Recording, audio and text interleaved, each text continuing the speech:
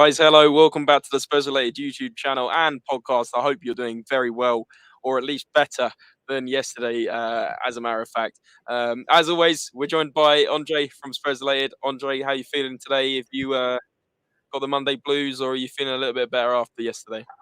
Well, I think yesterday was very good to get, all of our frustrations off our chest. We got some people in. I think today is a little more reflection on stats and seeing what's going to happen, the look ahead.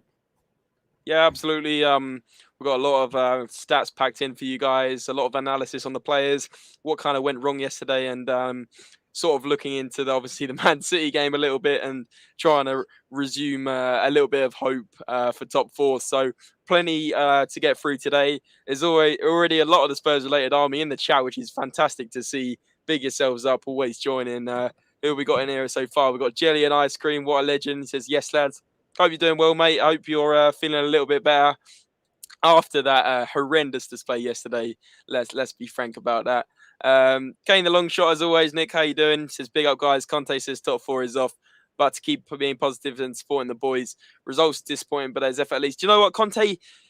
I believe he said top four is off if we continue the way we are. He didn't actually say top four is off. He just said, it's off the cards if we sort of keep putting in these performances. You can't continue on this form and expect top four when you're losing 2 home games to 2 sides that you should really be picking up some points against. So yeah, I do agree with what you're saying, but also, Conte's not saying top four is over. He's just saying we need to sort it out, basically, putting it bluntly. A&R's in it, as always. I mean, the amount of times I say that is ridiculous, Andre. I think I'm like a broken record, but big yourself up, mate. Really appreciate you joining every single stream. It says, gonna have to fight hard against City from the very beginning. Otherwise, they'll capitalise on early sloppy mistakes. Exactly, like, if we let Wolves score 2 goals in 18 minutes, I hate to think how many Man City score if we literally set up like we did before. It's absolute shambles, really.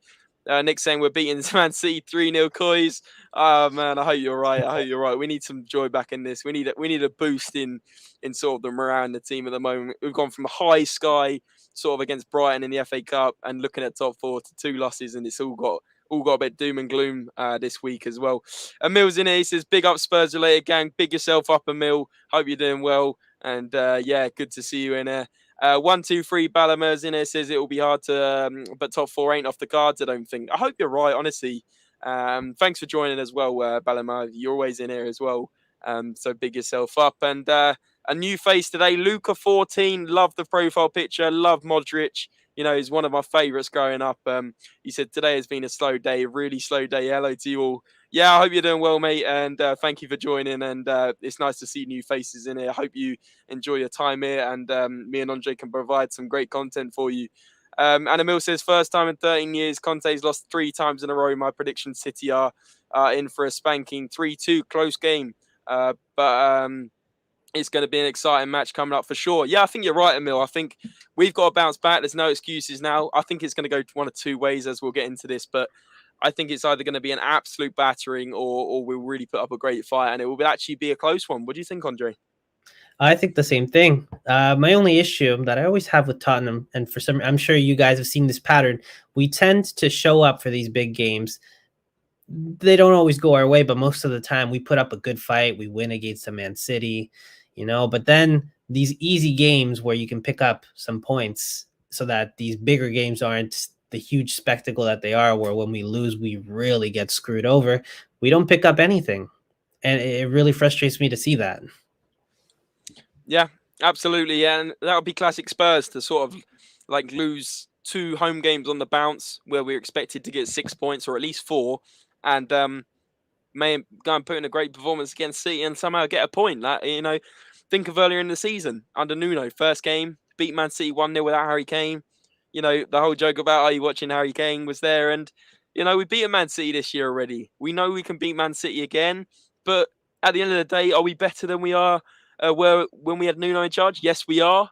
Are we in form at the moment? No, we're not. But can we get back on form? Yes, we can. So if you look at it that way, at the moment, we have a better squad than we did this time in August. We're slightly stronger with the 2 additions. And, who's to say that we can't actually bounce back against Man City? A lot of people are saying they're not going to watch it. We had, who was it yesterday? Chris coming in here saying he's not going to watch the game. do you know what? He might be surprised. He really might be surprised about it, and we'll obviously soon see. Come next, well, on Saturday at 5:30, isn't it? Kane's saying, I believe I've seen Luca at 14 on other Spurs pages, channels. Big up, good people. Yeah, big yourself up. We really appreciate you coming over. We really do. A&R saying, hope we get set up with a 3-5-2 with Skip, Bentancur, and Højbjerg in midfield.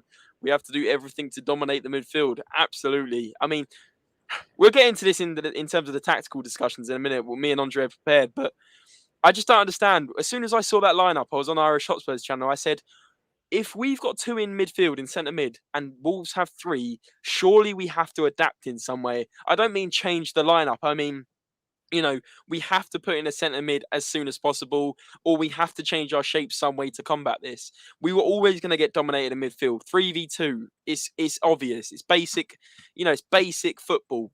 If there's 3 against 2, if you've got 1 man down in midfield, you're more than likely going to get dominated. So, I mean, Andre, I hand over to you for a little bit while I get through these comments. But for me, I just do not understand why we didn't change that up earlier in midfield. Well, it's not that hard to really realize that it's just that Conte doesn't have many options right now. I was explaining this yesterday. It really is right now. We just have one style of play, especially now that we have Skip injured and Eric Dyer injured. Hopefully they come back soon. But it's the case of Conte doesn't have a plan B or a plan C. There's a lot of teams that have up to like plan E in terms of what to do in case something's going wrong. But you saw Conte's first move. It was to take off Sessegnon for Kulusevski. He had to switch something completely random in order to maybe get Wolves, sort of surprise them in some sort of way. Obviously, it didn't work, and obviously the defense then crumbled even more. But it really just it shows what's happening with this team. And unfortunately, the only thing Conte can really say is to just be patient and to wait, because hopefully I'm assuming it's because he expects in the summer for there to be more moves to bring in some better players, which would mean that the next season that we would start, we would have more options, be able to sort of change the whole plan in case the other team comes up with something completely different and it's not working. But for now, we're kind of stuck with one plan and that's it. Yeah. It's very rigid. That's the way I describe it based on what you're saying there. It's very rigid. We haven't got Skip at the moment. We're choosing between 3 midfielders, one of which has never been benched, by the way, in his Spurs career while being available. Højbjerg doesn't even know where that bench is, and he sat on it the whole game yesterday. Was an unused sub. I mean, I don't know what he was thinking, especially seeing those 2 goals go in 18 minutes. I would have loved to see a Højbjerg cam yesterday for sure. But I mean, you're spot on. Like, there doesn't seem to be a plan B or C at the moment. It seems to be like, okay, we'll try a plan B, but actually we haven't got a proper plan B. It's like, okay, let's throw in Kulusevski, fresh from Juventus, doesn't really know where he's playing. Is his best position Cam? Is it right wing? Is it striker? We really don't know until we really get these players gelled in. And you can't gel players in by just throwing them in random positions. Like, the fact that Kulusevski's been talked about as a right wing back for me is worrying, because that just tells me that Conte didn't get who he wanted in January. He wanted another right wing back. He doesn't trust Emerson. He clearly doesn't trust Emerson. We know that from Emerson's reaction when he scored or got the own goal against Brighton. He went mental, almost to prove a point. And then he's got Doherty, who is absolutely shocking, and we'll get into it again. But Doherty was poor yesterday. No one can disagree with that. So we're really stumped at right wing back at the moment. And I think you're right. It's almost like we're trying to scrape at the barrel again. And people say, yeah, we had a great window. For me, I don't think we did. I said this on Spurs Related after the window. We had Dave in here saying 9 out of 10. We had other people saying out of 10. You and me, Andre, were saying 6 out of 10 because we were still 1 or 2 players off from challenging for the Champions League. I said this from a mile off. Yes, we were in good form in January, but also let's remember we have got these players like Winks, like Doherty, like Davies that are really just players to fill in the gaps, paper over the cracks, say it every podcast. There's the tick on the list. And we cannot afford to do that going forward. We really can't. Yeah, I agree with you. And in terms of players at the moment, how about we start with our bottom 3 and our top 3 players that we've selected? Let's do that, and I'll be interested to see. There's 15 of you in chat already. Big yourselves up, guys. Make sure you guys let us know who you think the best 3 players, if you can, for Spurs were yesterday, and who the worst 3 was. Me and Andre prepared this and the stats reasoning behind it. Let me just welcome a couple of the Spurs-related generals in here. Spurs-related generals, I think that's what I'm going to call them from now on. I don't know, Andre, what are you saying? Spurs-related army, we'll find a proper name soon, but big yourselves up. Alexander is in here again saying steak. It's not a Spurs-related video without Alexander coming in there saying steak. I still need to ask you what that actually means. I've actually got steak and chips for dinner, so it's a perfect time to be saying it today. Kane saying, agreed, I'd like to see a 3-5-2. We've only played it twice under Conte, helped Liverpool off and scored 5 goals total. Yeah, it's very true. Wings cannot play in a 2-man midfield. It's plain to see. Alexander's saying we will destroy City. Wow. Kane's saying glad Højbjerg didn't come on, tired of seeing him getting blamed. Man's been quality. And that did show yesterday at the end of the day. You know, Højbjerg wasn't on. We finally conceded like 2 goals in 18 minutes, which I think is the quickest we conceded all year. And he's not in the midfield. That proves how much he breaks things down, gets the ball from midfield, and stops it going through to the defense, which is an absolute shambles. Like, yeah, we had the same issue again. We allowed a player who is known to do things from far off outside the box, and we just gave him all this space to just make his move. Yeah. Exactly. Mark Cousins is in here. Big yourself up. Always in here. Hope you're doing well, Mark. He says we need players in the summer, but will we get them? Exactly. Without top 4, there's not that attraction for Champions League football. It's really off the cards now, and you know, it's a bit of a concern, to be honest with you. But big yourself up, Mark. It's really great to see you in here. Kane says I'd rather get Kulusevski as a centre mid cam. To be honest, yeah, I want to see him at this central attacking mid, or at least a second striker. And do you know what? This may sound controversial, or maybe it doesn't. Let me know. But I'm saying that Kane and Son are performing so badly at the moment, especially Kane. I would say bench him for 1 game, see the reaction, put Kulusevski and Son up front, right? What have we got to lose at the moment? Put Kane on the bench, put him on if it's going bad, and it's maybe a wake-up call. Some of these players think they're going to start every game just because they're a big-name player. They're a marquee player. Well, actually, Harry Kane has no right to be starting every single game. Let's not forget this guy wanted to leave in the summer. I still love Harry Kane. You know, he's still my hero. I absolutely love the guy. He's an absolute Spurs legend already. But realistically, we can't have these players just chilling and almost, oh, well, we've lost again. On to the next one. I'm still going to get my 150k a week or 200k a week. At the end of the day, it depends. It has to be some kind of impact. Conte is a brave manager. Let's see if he has the minerals to drop Kane or Son. No, that is a controversial one there. It's a controversial one. I want to hear what you guys think, but Andre's sitting there. I can tell. I want to go to your opinion on this before I get through a couple more comments. But actually, Kane was one of the worst players. Kane was one of the worst players yesterday. So was Lucas. We'll get into that as we know. But sometimes you have to make brave decisions as a manager. You can't expect it to change if you're doing the same thing over and over and over again. And I mean, you might sit here and say you can't drop Kane and Son, but actually, it's time to wake up. These guys haven't been good for us for several weeks. Yes, Son coming back from injury, 2-3 games ago. But at the end of the day, Kane's scored 5 Premier League goals this season. Is it even that? 4 or 5? Like, it's shocking. It's time to wake up. You're right. I've been one of the biggest before I even joined and did all this stuff. I was one of the first people, like at least with my own friend group here in Canada, telling them, I'm like, listen, this might be a hot take here, but I think we got to the finals without Kane. If he was in here, I don't know if we would have. But, you know, at the moment, I do think he is necessary for the team. In terms of how wasteful he's being a little bit right now, yeah, I get it. But I don't know. It's a hot topic there.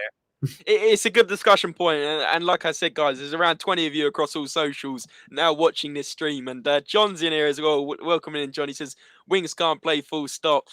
Just, do you know what? And I'm going to be the first to defend Winks today. You guys think maybe, James, what have you been drinking today or anything like that? You know, I'm straight back from work. I'm fresh-minded. I'm saying Winks was not one of the worst players yesterday. We'll get into that. We're doing the best 3 and worst 3 in just a little minute, but I'm going to get through these comments. Alexander's saying best 3 are Bentancur, Lloris, and Kulusevski. Interesting. Andy's saying big yourself up, Andy. Welcome on in. He says Romero, Kulu, and Bentancur.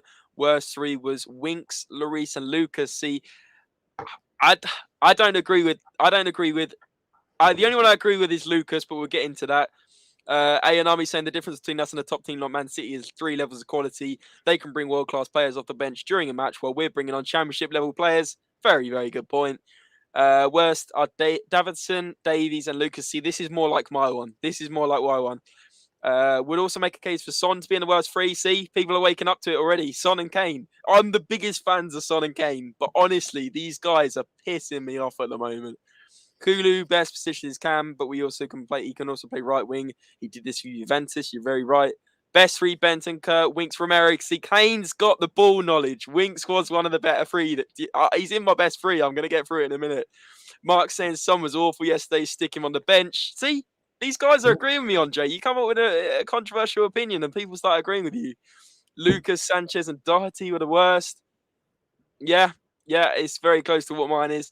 Alexander saying I would play Son, Lucas, Berg on up front so City can get PTSD from previous games. Winks was average. Do you know what, Alex? Winks was average yesterday, but all the other players, bar a couple, were awful. So average is better than that. That's what you got to think to yourself. Lloris was awful. Think he was playing volleyball. Do you know what? Lloris didn't have a great game, but also it's got to be said, and I'll get into it. He kept us in the game for a lot of it as well. He did. He made some great saves. Normally John does. saying best 3 was Romero, Kulu, Bentancur. Worst was Davies, Sanchez, and Winks.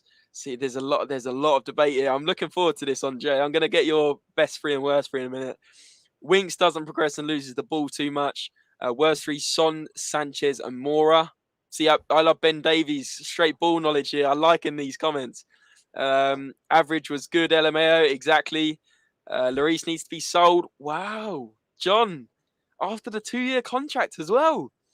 3 class saves in a row, the defense standing like statues. See, Alex has got the ball knowledge as well. Do you know what, guys? You've all got great ball knowledge. We're all entitled to our own opinion, but I'm just siding with the ones that have got my opinion today, and you're about to hear it. But let's let Andre talk. Let's let Andre give his worst. Should we start with best 3 or worst 3?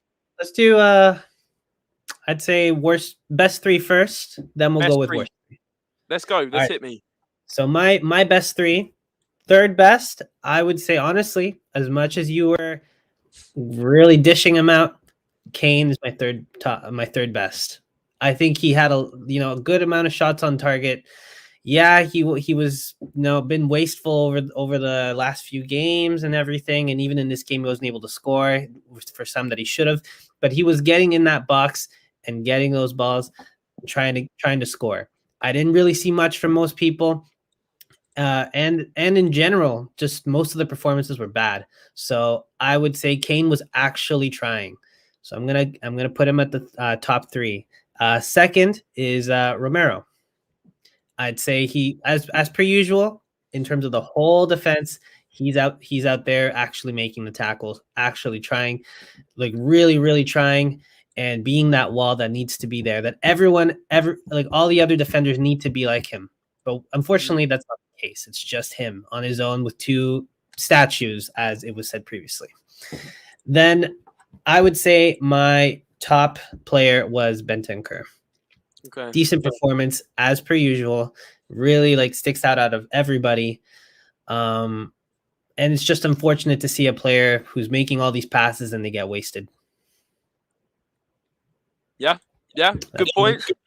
But I've also seen a lot of people that said Bentancur wasn't on his A game compared to what they've seen. They said he's part of the problem, losing the ball in midfield with Winks. But then again, when you got Winks next to you, you're also in a bit of trouble because it's like playing with a man down. But actually, as I said, if that's your points, Kane, Romero, Bentancur, I think it's good points. I'm going with a slightly better 3 yesterday, and people might see it as controversial. Some people are already agreeing, but this is what I'm saying. The best 3 yesterday for me, and I'm going to say in no particular order. I know you ordered yours nicely, but for me, the best 3 players for Spurs yesterday was Romero. So I agree with that one. Solid. What can you do when you've got 3 other clowns around you in Davies, Sanchez, and Doherty? And at the end of the day, Sessegnon got taken off early. I didn't think that was the right decision. But Romero, for me, is one of the best Spurs players yesterday. Then I'm I agree. saying Winks was one of the best Spurs players yesterday. Now, if you watch his performance, especially second half, he drove forward with that ball. He didn't do his stupid backwards stuff like he normally does, his sideways stuff. He drove forward. There was a couple of times where I was like, bloody hell, Winks is actually running forward. He is passionate about this. He's running forward. He's making forward runs. He was making forward passes. And actually, he was very unlucky not to score. If you remember, one of his shots got smashed on the half volley. It was going bottom left. There was no way their keeper was saving that. And it got a block at the last minute for a corner. For me, Harry Winks was in the top 3 for Spurs yesterday. I cannot believe I'm saying that. But I was also fuming he was starting. So it's like, it's a matter of, it's a less of two evils. You've started him, but actually he played really well. And also for me, I'd say Lloris. A lot of people are saying Lloris was bad, but Lloris kept us in it. At 2-0, okay, yes, he made a terrible, terrible mess up. He punched it. It went straight to Jimenez. But also, yes, he did that. And he was technically playing volleyball. I can't remember whose comment that was. But you've got to remember, the guy made several saves. I mean, Andre, you probably have the stats there. But he made several saves. I mean, we had... Wolves had 7 shots on target and they scored 2 goals. He made 5 crucial saves, and all of Wolves' shots were good. As far as I can remember, we made a lot of shots that went straight at the keeper. For example, Kane's free kicks. Wolves' shots were all decent. So Lloris actually kept this from being 3 or 4 in the first half. So for me, I'm going Winks, Lloris, and Romero as the best 3. Yeah, let's get through the comments before we go with the worst 3, and then I'm going to bring up the ratings that I gave the players. Mark saying would have been 4 without Lloris, spot on. Kane saying can't agree with that. Lloris has been class for us for most of the season, had a bad game. Unfortunately, a bad game for a keeper means goals. Exactly, that's what they're judged on. Alexander's agreeing with that. We need a younger keeper. Lloris is past his sell-by date. He should be our backup keeper. Well, I mean, he did, his interview, he did say, that he's hoping that by the end of his 2-year contract that they have another goalkeeper ready to go. So I slightly agree with you there, but again, it'll be more of a next season sort of issue. Yeah, spot on. Andy's saying for me against City, we play Tanganga right wing back, so we are attacking. Reguilon can go forward, and Tanganga can stay back to play a sort of 4 at the back with Davies, Ramirez, Sanchez, and Tanganga. Do you know what? Tanganga's not a bad shout. Yes, he's been absolutely shocking at centre back, but also let's not forget he played really well right wing back against City in the 1-0 win under Nuno.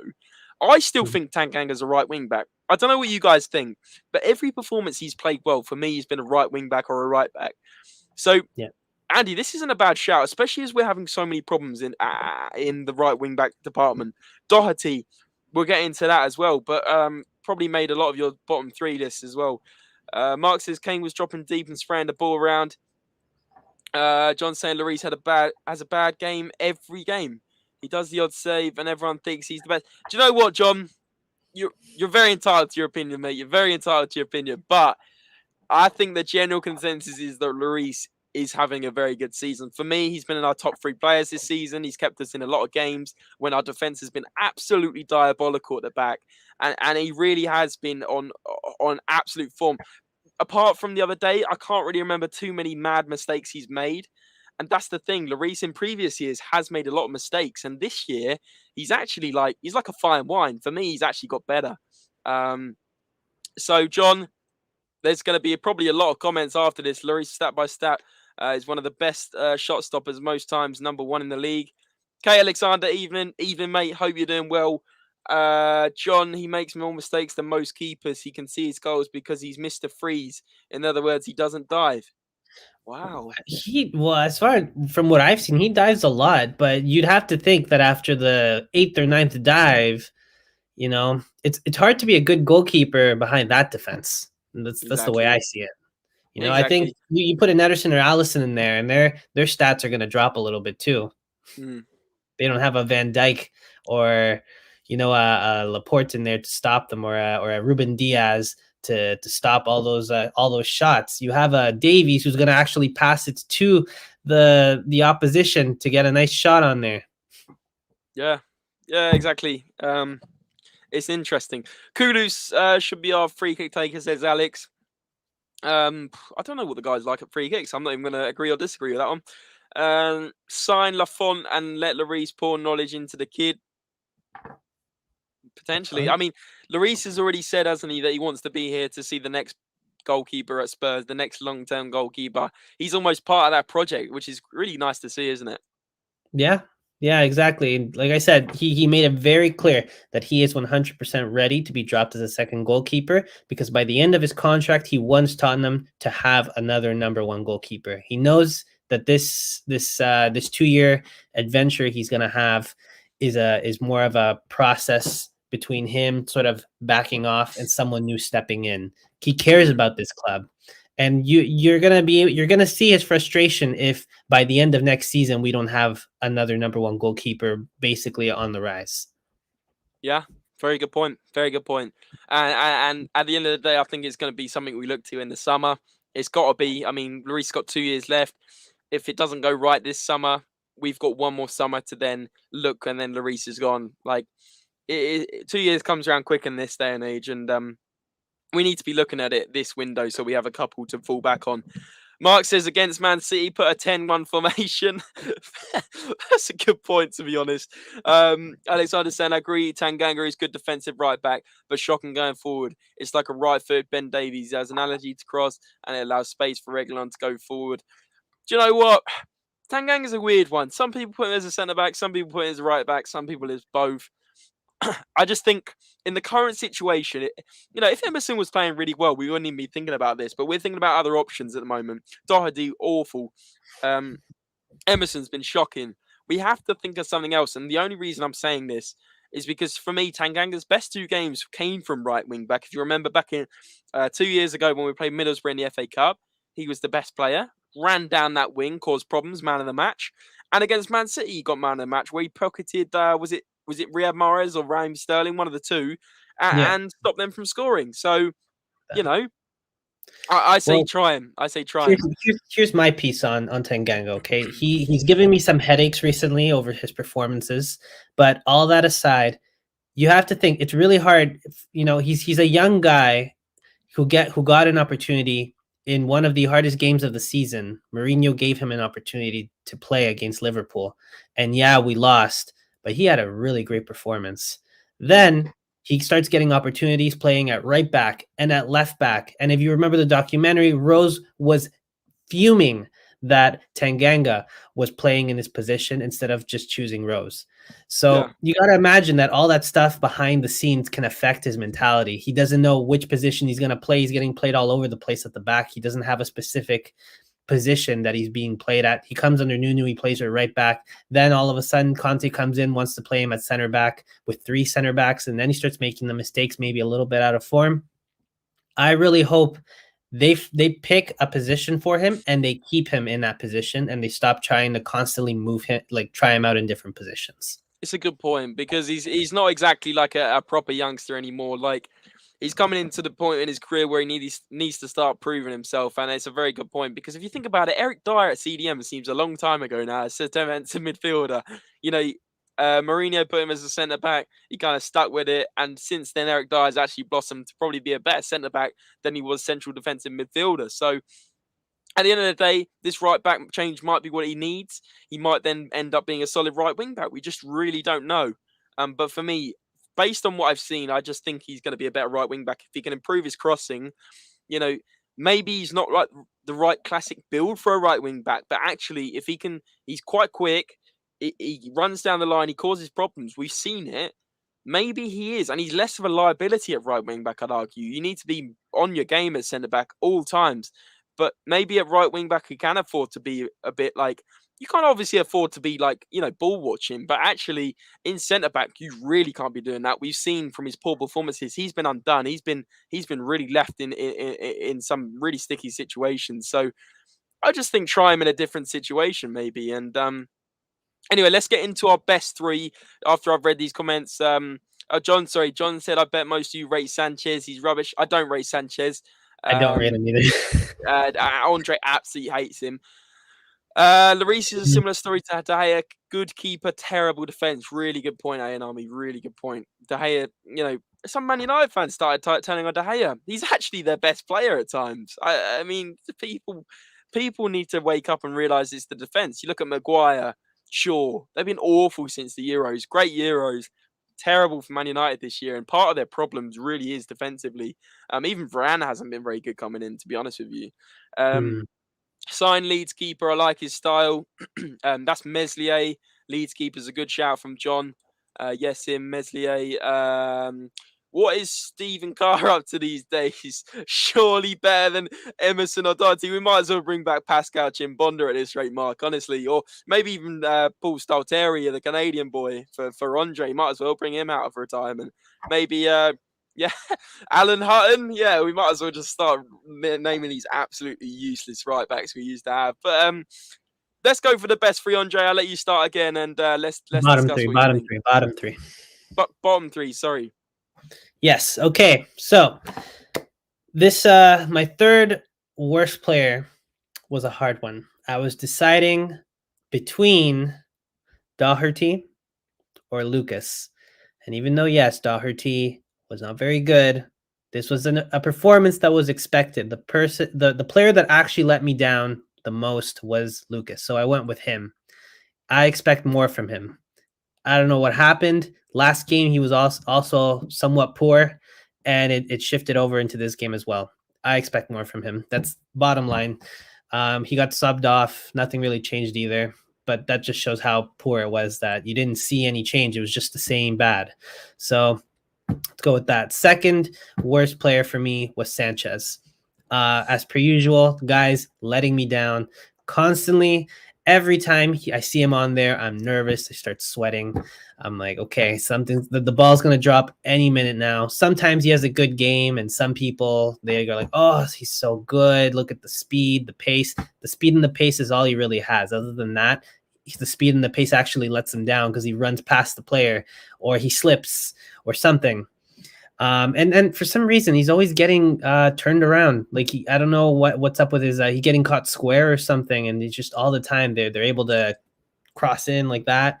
It's just it's horrendous. Ever since that Juventus match where he just horrible defending and we knocked out of the Champions League, I've not liked him since then. Obviously, like I've said previously, as long as a player wears a Spurs shirt, I'm going to back him. So I will always hope that they'll play better and they'll get better. But it's been that long, since 2017, since I've wanted him to get better, and he hasn't. So, he needs to go. Anyways, worst player for me, though, he would have been worse. He would have been the worst one if it wasn't for the calamity that was Davies. That pass, it's basic football. Why would you cross? Why would you try and clear it to the middle of the box? They teach it. They teach it to you at an early age in the UK. I don't know about in Canada, but never go across the goalkeeper. And he literally kicked the ball. He needed to kick that down the line, and he kicked it across goal, caused trouble. But yeah, I'll let you get back to your point. But it's basic defending in England. Basic defending. Yeah, and sure, maybe he provided a few opportunities for some players, but honestly, that basic, like that football 101 mistake that he made there, just to me that was like that's the worst. It's like how do you top slipping and falling and pass and allowing a goal in the last game, crossing it into the middle of the box so a Wolves player can get a nice good kick. Oh my goodness, yeah. So yeah, that's my bottom three. So you just to remind me, you're on Davies, Sanchez, and who was the third one? Lucas. So I gotta be honest, that's very similar to mine. I've actually gone for similar. Davies for me is number one, not even a question. The guy was absolutely diabolical. Just I've got it in my head. I had it in my head this morning. When you've got the ball and you've defended it and you've got it at left wing back, right? He's got it in the left back. He's got it near the corner flag. Boot that even out for a throw-in safer, or boot it down the line. No, he boots it across goal, straight to the edge of the box, about 30 yards out, goes straight to their midfielder, who plays it through on goal. The two clowns in defence other than Romero were absolutely nowhere to be seen because Davies was one side. And I don't even know where the other centre-back was. But Sanchez is had an absolute calamity. GPS Sanchez sums it up. He didn't know where he was. He kind of forgot he was in the middle of the box trying to defend, and he was like his legs were flapping about everywhere, and the ball gets deflected off Sanchez, hits the post, comes back out, and who's there to tap it in? Den Donker, who's a centre mid. So let's get this straight. Our left centre backs kicked it into centre mid. The two centre mids, one's passed it through. Then I can't remember whose shot. Was it Jimenez? Took a deflection, or was it Podence? Took a deflection, hits the post, comes back out, and there's the other centre mid. So my other question is, who's marking the two centre mids that were running forward? There's no marking. But why was Ben Davies kicking it there? He doesn't look where he passes, and it just happens on. If he concentrates too much on where he's passing, he's not concentrating on where he's stepping, and then he's gonna slip and fall. But Andre, it's not even excusable at under 18s, under 14s, under 12s level in England. So why can he do this he's a professional footballer, he gets paid well. Surely, what part of him thought that was the right move?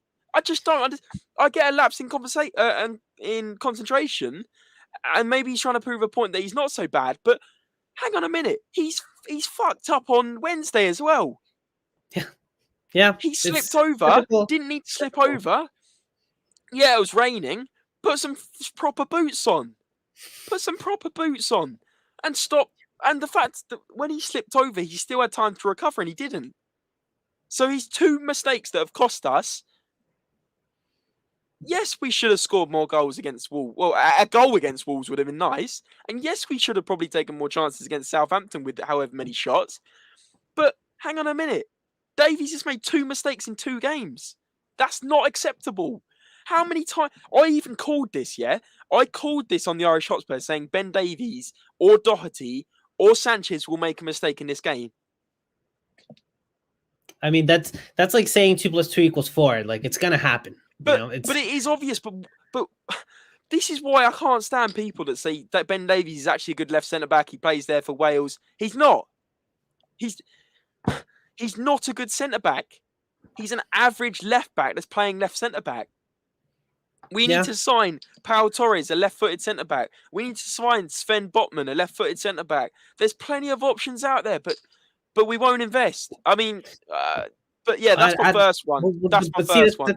But that's Conte not knowing what to do here in terms of, and I'm not saying that he doesn't know what to do, but just there's no other options, right? Like, yeah, there's Rodin, and actually, yeah, take that back. Maybe you can try Rodin, but maybe this was just the last straw. Maybe Rodin will start the next game. I don't know.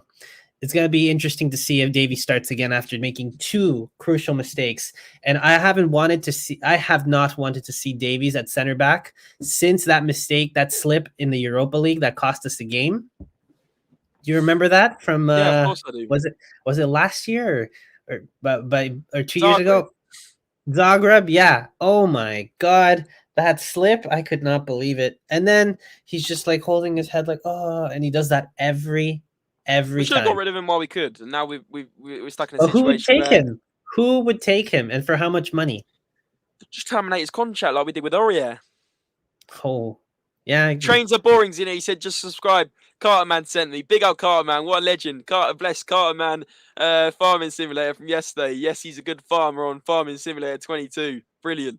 Brian's in here. Big yourself up, Brian. He says, shocking. Absolutely shocking indeed, mate. I hope you didn't actually go to the game yesterday. I saw you were there with David, so it was obviously nice to meet all the YouTube guys there.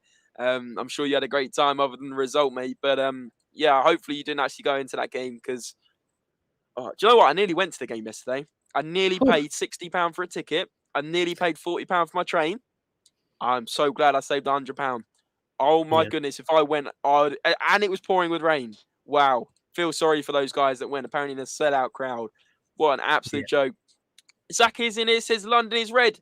Do you know what? I can't agree with this. And I'm not even going to say London is white either. I'm going to say at the moment London is blue and London is claret and blue as well. That's the top 2 because they're above us in the table. And actually, at the end of the day, West Ham and Chelsea have been better than Tottenham and Arsenal. So coming in here and saying London is red, I think we can both agree that Tottenham and Arsenal aren't even in the shout for this one at the moment, being realistic. So, there's your comment read out, mate. And he said, everywhere they go, brilliant. Kane the long shirt says, to be fair, it's a better cross than Traore could have put in. Mark saying sooner have Bale at left back. Who would you bring in over Davies? Pau Torres, Sven Botman, Bastoni. We have to invest. If we're going to get a good player, they're going to be young, they're going to be expensive, or they're going to be world class already. But who in the squad right now would you bring in instead of Davies? Rodon. I think is he right-footed or left-footed? I don't care. But Ben Davies can't use his left foot properly, clearly, because we've seen he can't kick it properly down the line. So, why not try Rodon? Why not? True. Answer my question. Why not? Yeah, no, it's true. Like Ben Davies can't use his left foot. Let's not worry about what preferred foot they are. Rodon's not got a chance. Why has he not got a chance? Yeah. Traore got another assist for Barca at the weekend. Guys, goated. Hi, guys. We need a whole new spine to this team. Big yourself up, Toxic. You're spot on. Rodon isn't left-footed. He's right-footed. We only have one defender. That's it. In Romero. Football London saying that Spurs players are wanting Rodon to start. Exactly. London is buying red. It's not wrong. Imagine coming to a rival's channel. Thanks for the support. Yeah, exactly. Zakir, do you know what? Absolute pleasure having you here. Like I said, I don't take offense when you say London is red because I don't agree with you. But also, I'm not going to sit here and say London is white because it's not. We can both agree that Tottenham and Arsenal are dreadful at the moment. Like at the end of the day, we're both going for top four, but both are saying, yeah, actually you have it. Man United, you have it. West Ham, you have it. Arsenal, you have it. Tottenham, you have it. Because no one can actually put a good run together. Arsenal are probably on in more form at the moment. But actually, what Arsenal's, clip me now. Arsenal's bad form will come as well. You'll have a patch where you can't win a game. You'll start losing to teams at home. Burnley, Norwich, they need points. They're fighting for relegation. If Arsenal go into those games half-hearted, they'll lose like we did against Southampton and Wolves. So, yeah, there you go. Calling that now. There it is. I can't read that one out. Right, so second one. So I've already ranted about Davies for 5 minutes. Second worst player, Davinson Sanchez. Absolutely shocking again. Like I said, doesn't know where the ball is, has no coordination, all over the place, awful defensively. When he gets the ball, he boots it. No composure, no defensive awareness.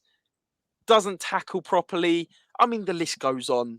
Just awareness, coordination, defensive ability. I don't understand how this guy was good at Ajax. I think we got absolutely frauded. I can't believe it's 5 years ago, by the way. Can't believe it's 5 years ago. Mark saying, feel sorry for Rodon. What he got to do to get in instead of the rubbish we got. Big up, Brian. And I've been summoned, said Ben Davies. Ben Davies back in here. But listen, at the end of the day, I'm putting Sanchez in there as second worst. And how much did we pay for him? I don't even want to think about it. Was it like in the 30s or 40s? I think it was 30s or high 20s at least. But and then third, I'm putting Doherty. I'm sorry. I know you said Lucas.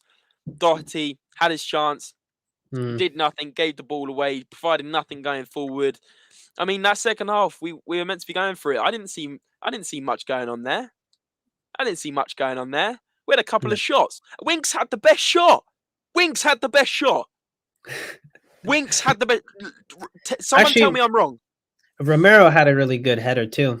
Okay. So Romero and Winks had our best chances. Where's Son? Where's Kane? Technically, Son and Kane have got away with not being in my bottom. If I made it a bottom five, Son and Kane are going in there with Lucas to make a bad 6. And then you could go, actually, probably Bentancur didn't have a great game. That's 7. And then Lloris didn't have his best game. That's 8. And then all of a sudden, guess what? There's 3 good players who are the ones we talked about. Which was Romero, Winks, who had a better game than normal.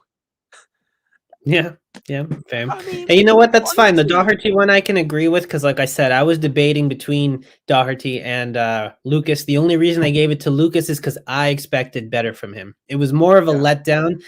choice rather than the fact that Doherty performed really bad, because I expected Doherty to not play very good. Lucas, on the other hand, it was really sad to see that the bad form is continuing. That there was a conference where Conte talked about how he expects more from Lucas Moura. That the issue is that he's a guy with high quality, but the high quality isn't there in every game, and he expects that from his players, and he's just proving Conte right. But that's why I said also, like I said before, this game is a huge game for Lucas. He needs to step up, and he doesn't. And actually, yes, my bottom three was Davies, Doherty, and Sanchez. Sanchez. Yeah, the three defenders. But actually, Lucas was probably fringing that bottom three. I mean, he was awful. He didn't really provide anything going forward. He lost the ball again sloppily, again, like he did against Southampton. And I said he had to have a good game to keep his spot. I actually think that spot's up for debate now. I think potentially we could see Kulusevski or Bergwijn come in for that position. It wouldn't be a surprise if he gets dropped at this rate. You know, I'm a big Lucas Moura fan. I think he's been brilliant for us overall. You know, he's brought some amazing moments. Most people love him because he loves Spurs. You know, the whole COYS thing. But actually, take a step back, he hasn't been good recently. He's been one of our best players in the start of the season, but recently he really has dropped off. He really has dropped off. Couple more comments. Kane says Jose, Nuno, Mason and Conte aren't giving Rodon the time of day. There has to be a reason there. Yeah, there's something going on there with Rodon. Maybe an attitude problem. He doesn't seem like a player that gives you a bad attitude, though. I don't know what's going on there. Ainami saying, we really need Dyer to orchestrate our defence. I'd play him at left centre-back. Yeah, good point.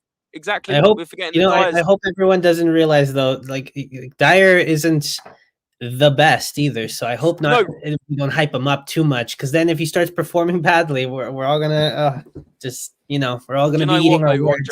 Andre, this comes back to the fact that we should have signed a centre back in January. Yeah, and we didn't. We know we needed a centre back. We didn't get it. This is a good point. The whole team is bad. They should have brought in Roy Hodgson, as he has a track record of sorting things out. Maybe he can bring Dennis with him, as he probably the best striker in Europe. So this guy's a Watford fan. I actually thought he had a good point when he started with the whole team is bad, because actually, at the moment it is. But then you started saying about Roy Hodgson, I realised you were probably... Sar's actually a good player. I agree with this one. 40 million for Sanchez. Wow, 40 million. Was it really with add-ons? Winks half volley, Romero and Kane headers. They're all half chances. Chances. They are. Yeah. You know, unbelievable. Son had shots from tight angles or bad passes back in the box, or Kane is shooting outside the box. He was just desperate. Guedes in here, as always. Oh, yeah, sorry, go ahead. I was welcoming our Spurs-related generals, Andre. Said Guedes in here. Bentancur played well, considering he was playing with Winks. Bentancur was good on the ball and was trying to play passes between the lines. Absolutely. Go on, Andre. What are you going to say? Oh, I was just going to say, with Son, what did you think of that moment, that chance he had where he was running up, doing the classic Son thing, and then he just stopped? He kept turning round when he had control of the ball. I don't know what that was all about. I really don't. We got mugged on Sanchez, Lascelles, Dombele, Doherty, Emerson, Aurier, Janssen, Vinny. The list goes on. There was about 10 there, not to mention the players we missed out on recently. Diaz. The list does go on. The list and the players we missed out on, the list goes on as well. Guedes says, I'd play Tanganga, Romero, Rodon, Dyer and Reggie. See, I think that's worth a go as well. That's worth a go. Kane saying, Vinny did a job for us, limited game time, and had like 13 goals. Respect on his name. Do you know, I didn't mind Vinicius. You know, good backup striker. And actually, we don't have a backup striker really now, other than, Dane Scarlett. So it says an awful lot. You know who should have been our backup striker, honestly, especially the way he's performing with Burnley now. For 8 million, Weghorst, when we were linked to him, why did we not get him? And it was a cheap buy from Burnley as well. They didn't pay much for him.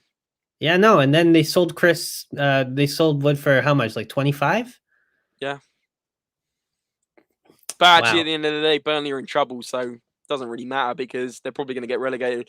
Guedes says Sonny's performance hasn't been up to scratch for a while, but he comes in clutch with the goals and set-pace deliveries. But also, he didn't do very well yesterday. He really didn't do very well. Vinicius was poor technically, definitely had an eye for goal, though. Yeah, exactly. And Alex is saying Wedgehorse wouldn't play as a backup. Yeah, he was playing Wolfsburg like week in, week out. Maybe he wouldn't just come and sit on the bench here. It's a good point. Yeah, It's a that's very good true. point. But listen, guys, that is all we have time for today. Before you all jump out the stream and go and watch your second favourite streamers, no, in all seriousness, but before you jump out the stream, please hit a like button. There's only 11 likes on the video. I'm looking now, and there's 17 of you still watching. So we should have at least 17 likes. Smash the like button, guys. Subscribe if you're new. We've seen some new faces in here. We've seen some new faces in here today, which has been great. The comments have been great. Me and Andre really appreciate your support. And also, big announcement. Tomorrow, we've got a huge quiz. I'm preparing a quiz tonight. We're going to have a fun quiz night. It's going to be about an hour and a half. We're going to have great guests on. I'm not going to ruin who the guests are, but let's just say there's some great YouTube Spurs guests coming on. Andre and me are going to be hosting that one, and there's going to be a huge panel. It's going to be Spurs quiz. It's going to be history of Spurs. It's going to be recent Spurs history. It's going to be score lines. It's going to be all sorts going on. So please, guys, join that. It's going to be at 6:30 p.m. UK time tomorrow, and it will probably last till around 8 o'clock. So it won't get in the way of Champions League football you want to watch. So get on in here at 6:30 p.m. UK time, where we'll be producing an incredible quiz. Honestly, guys, you can get involved in the quiz in the comments. It's going to be super fun, and we just thought we'd bring you some new, different content than, you know, the normal sort of podcast vibe. But Andre, I'm sure you're looking forward to that one tomorrow, my man. 100%. Really excited to see how people do on the quiz. It's going to be awesome. It's going to be awesome. But yeah, guys, that is all we have time for. Please, please, please get yourselves over to the quiz tomorrow. It's going to be awesome. I promise you it will be just great fun.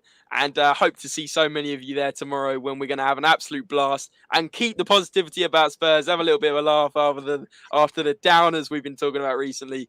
But guys, like I said, hit the like button, subscribe if you're new, and we will see you tomorrow. Take care, keep the faith, and come on, you Spurs. Come on, you Spurs.